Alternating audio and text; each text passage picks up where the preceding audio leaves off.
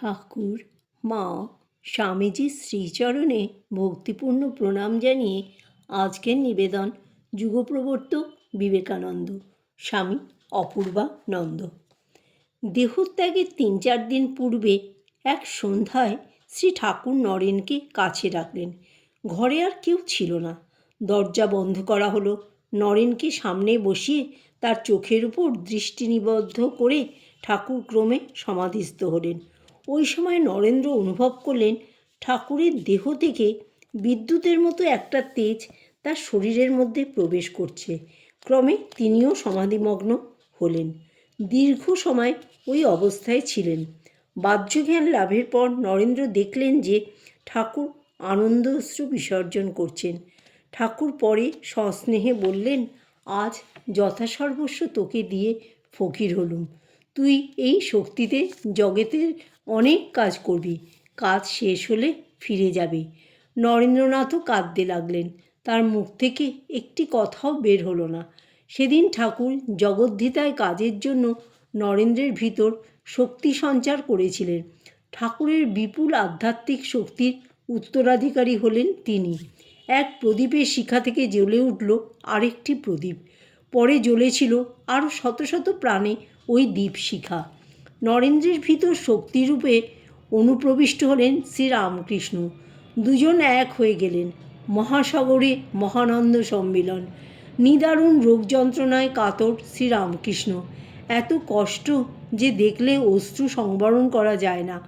ওই অবস্থায় নরেন্দ্রের মনে হলো, এখন যদি তিনি বলতে পারেন আমি অবতার, তবেই বিশ্বাস করি। আশ্চর্য! নরেনের অন্তরে ওই চিন্তা উদিত হবার সঙ্গে সঙ্গে ঠাকুর তার দিকে তাকিয়ে বললেন সহজ সরল কণ্ঠে, এখনও তোর অবিশ্বাস? সত্যি বলছি, যে রাম, যে কৃষ্ণ, সেই ইদারিং একাধারে রামকৃষ্ণ। তবে তোর বেদান্তের দিক দিয়ে নয়। বজ্রাহতের মতো স্তম্ভিত হলেন নরেন্দ্রনাথ। সন্দেহের জন্য বিশেষ অনুতপ্ত হয়ে মর্মতন্তু বেদনায় কাঁদতে লাগলেন তিনি। শ্রীরামকৃষ্ণ কে এবং কেন এসেছিলেন, তার মর্মবাণীটি তার প্রাণে স্বর্ণাক্ষরে মুদ্রিত হয়ে গেল।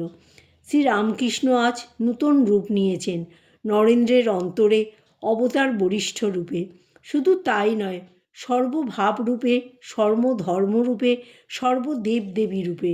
পরবর্তীকালে তিনি শ্রীরামকৃষ্ণদেবের যে প্রণাম মন্ত্র রচনা করেছেন, তাতেই সূত্রাকারে শ্রী ঠাকুরের আসল রূপটির করেছেন উদ্ঘাটন।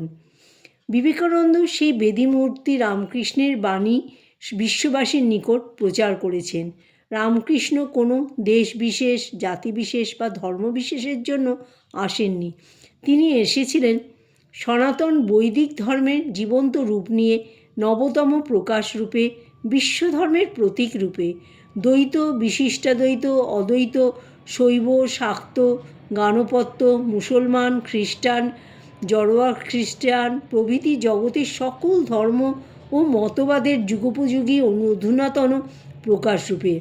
মানব সভ্যতার প্রগতি ও উন্নয়নের সঙ্গে ভবিষ্যতে যত ধর্মের উদ্ভব সম্ভব, তারও পরিপূর্ণ বিকাশ রূপে। এই পরম সত্যটি জানবার প্রয়োজন ছিল, তাই বিবেকানন্দের আগমন। 1886 খ্রিস্টাব্দের 16ই আগস্ট সোমবার রাত্রি 1:06। মহানিশায় 3 বার কালীর নাম উচ্চারণ করে শ্রীরামকৃষ্ণ সমাধিমগ্ন হলেন। পরদিন মধ্যাহ্নের পূর্ব পর্যন্ত তিনি সেই সমাধি অবস্থায় অবস্থান করেন। ওই সমাধি মহাসমাধিতে পরিণত হলো। তিনি দেহত্যাগ করে লীন হয়ে গেলেন নিজ স্বরূপে। অপরাহ্নে তার পুতদেহ নববস্ত্র পুষ্প মাল্যদিতে সুশোভিত করে কাশীপুর শ্মশানে ভস্মীভূত করা হয়। জয় রামকৃষ্ণ ধ্বনিতে চারিদিকে মুখরিত হয়ে ওঠে। শোকে মুহ্যমান নরেন্দ্রাদি শিষ্যগণ ঠাকুরের দেহের পুতভস্মাস্থি একটি তামার কলসি করে নিয়ে এসে স্থাপন করলেন ঠাকুরের শয্যার উপর। পরদিন শ্রী সারদা দেবী বিধবার বেশ ধারণ করতে যাচ্ছেন। খুলে ফেলছেন একে একে সব আভরণ। হাতের বালা যখন খুলতে যাচ্ছেন, তখন তার হাত চেপে ধরে ঠাকুর বললেন, বালা খুলো না, আমি এই তো রয়েছি। এ ঘর থেকে সে ঘরে যাওয়া বই তো নয়। আরও বলেছিলেন তিনি, তুমি জগতের মহালক্ষ্মী। লক্ষ্মী নিরাভরণ হলে জগতের দুঃখ দারিদ্র্যের অন্ত থাকবে না। শ্রী সারদা দেবী জীবনের শেষ দিন পর্যন্ত ওই স্বর্ণ আভরণ দেহে ধারণ করেছিলেন। অপ্রত্যাশিতভাবে ঠাকুরের দর্শন পেয়ে আর তার মুখের কথা শুনে সকলেই বুঝলেন প্রকৃতপক্ষে ঠাকুরের মৃত্যু হয়নি। তিনি শুধু দেহটি ত্যাগ করে অপ্রকট হয়েছেন। তিনি আছেন আরও জীবন্ত রূপে, সূক্ষ্ম দেহে, চৈতন্য ঘনরূপে।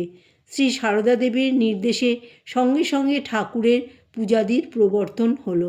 স্থূল দেহে অবস্থানকালে যেমন তার সেবাদি হতো, তেমনিভাবে তার সেবা, পূজা, ভোগ আগারাগাদি হলো আরম্ভ। ভক্তেরা শ্রী ঠাকুরের দেহাবশেষপূর্ণ কলসিটিকে কেন্দ্র করে কাশীপুরের বাগানে রইলেন আরও 7 দিন। শ্রীমা সারদা দেবীও ছিলেন।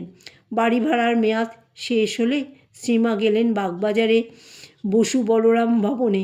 ঠাকুরের ব্যবহৃত জিনিসপত্র এবং ভস্মাস্থি পূর্ণ কলসিটিও স্থানান্তরিত হলো বলরাম মন্দিরে। জয় ঠাকুর, জয় মা, জয় স্বামীজি।